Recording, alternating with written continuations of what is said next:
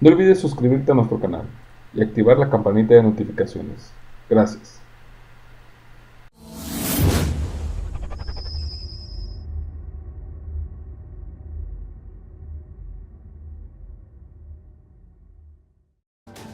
Hoy ponemos a disposición de los países miembros de la OEA y la opinión pública hemisférica el cuarto informe sobre Venezuela, que demuestra que la democracia fue completamente eliminada el 30 de julio de 2017, tras la instauración de una ilegítima asamblea constituyente. Los tres informes que he presentado hasta ahora tuvieron el objetivo de denunciar cómo desde la alteración del orden constitucional se fue pasando a la total ruptura del orden democrático. Desde que asumí mis responsabilidades como secretario general, manifesté que mi compromiso es con los valores democráticos, con los pueblos que los defienden. El trabajo de la OEA es prever y apoyar soluciones para alcanzar el más permanente desarrollo de la democracia en los países que la integran. La Secretaría General de la OEA ha venido documentando, denunciando y presentando pruebas de la alteración del orden constitucional, de la ruptura del orden democrático y de las agresiones continuas a la institucionalidad en Venezuela. El régimen en Venezuela avanzó a paso firme avasallando los derechos de su gente. En Venezuela se han violentado en forma sistemática y reiterada los elementos esenciales y los componentes fundamentales de la democracia, como los define la Carta Democrática Interamericana. Esa Carta Democrática, no lo olvidemos, forma parte del derecho interamericano aceptado por los Estados y cuyas disposiciones son coherentes con la Carta de la OEA y por lo tanto no constituye una intervención en los asuntos internos de los Estados Unidos. En Venezuela no hay hoy respeto por los derechos humanos y las libertades fundamentales. No hay Estado de Derecho y se atenta permanentemente contra los partidos y organizaciones políticas.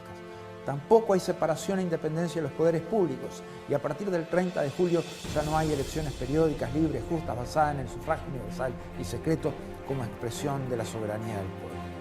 El proceso que llevó a la instalación de la Asamblea Constituyente quebrantó las disposiciones constitucionales sobre universalidad del voto. Fue un proceso viciado desde su origen, plagado de irregularidades y violencia, en el que se violaron las libertades básicas de la ciudadanía. El propio rector del Consejo Nacional Electoral, Luis Emilio Rondón, denunció la inconstitucionalidad, la falta de controles y la gravedad de lo ocurrido. La empresa Smartmatic, que trabaja en la plataforma tecnológica de votación con el gobierno de Venezuela desde 2004, dijo abiertamente que hubo manipulación.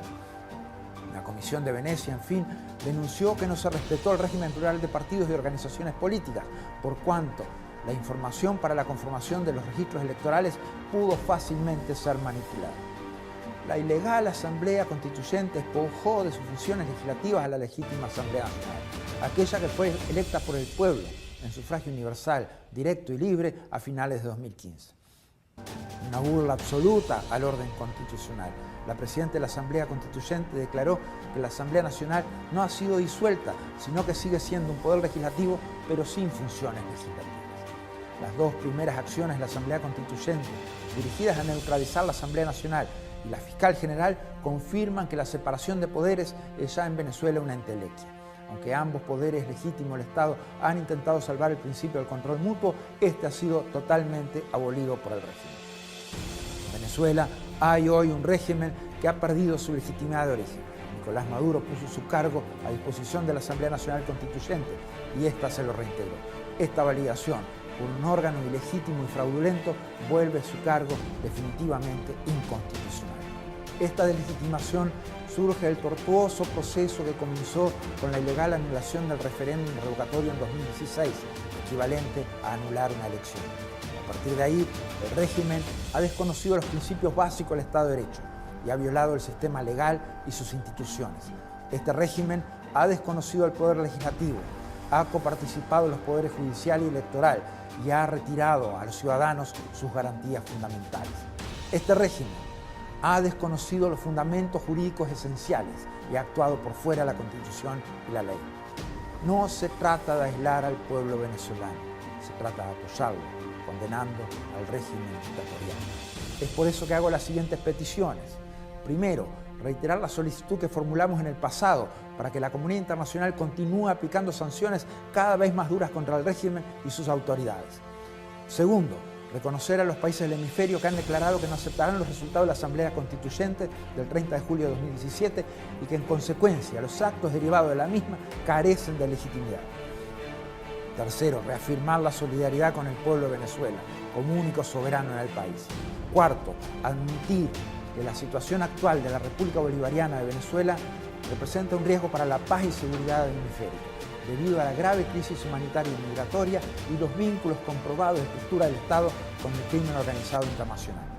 Quinto, ordenar la reparación al pueblo venezolano por la violación de los instrumentos internacionales mencionados anteriormente mediante las siguientes acciones: la anulación del proceso de la Asamblea Constituyente, la cesación inmediata de la represión, la liberación de todos los presos políticos, la investigación a gran escala de los actos de figuras claves del régimen y sus subordinados para garantizar la rendición de cuentas por los crímenes cometidos contra la población civil, la realización de elecciones libres, justas y universales, a la brevedad y con observación internacional calificada.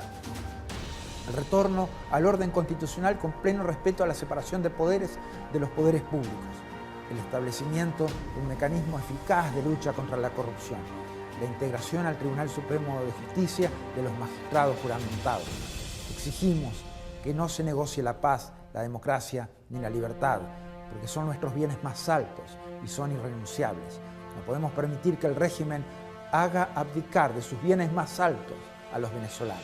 Paz, democracia y libertad deben ser el resultado del diálogo y no materia de negociación. Las partes en diálogo deben escuchar la voz de la OEA en la defensa de sus principios, que son los que le darán garantías al pueblo venezolano.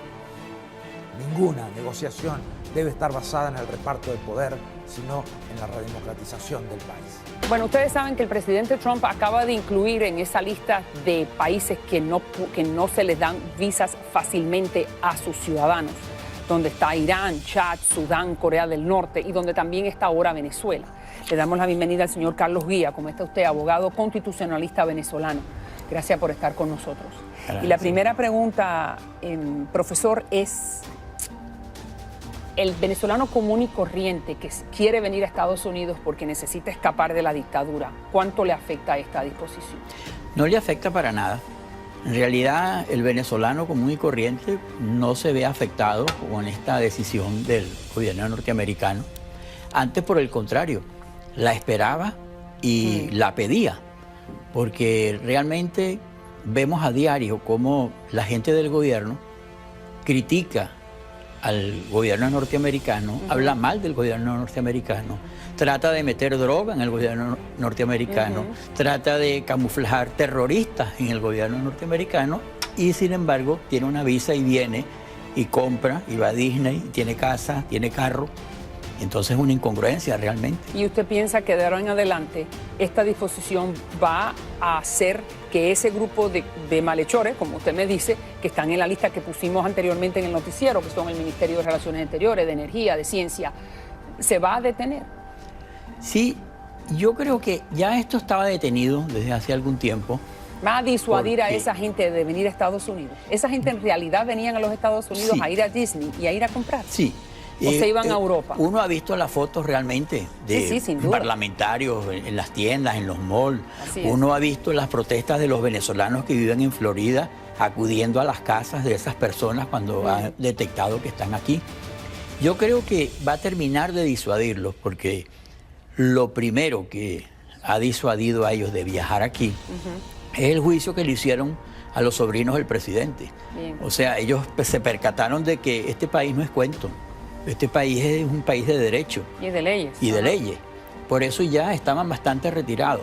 ¿Cuáles son las personas que usted piensa que más le puede afectar esta nueva disposición por parte de Trump? Yo creo que las personas que más le afectan son los que están más vinculados a todo lo que es el área de seguridad del gobierno venezolano, que son realmente los familiares de esas personas los que vienen a hacer cualquier tipo de actividad a favor del gobierno venezolano, bien en contra del gobierno americano, bien en alguna otra situación de dinero, de intercambio. Y el terrorismo, por ejemplo, sabemos que el Estado venezolano ha emitido muchos pasaportes a gente que no nacieron en Venezuela y que son gente de Hezbollah o que son gente del Medio Oriente.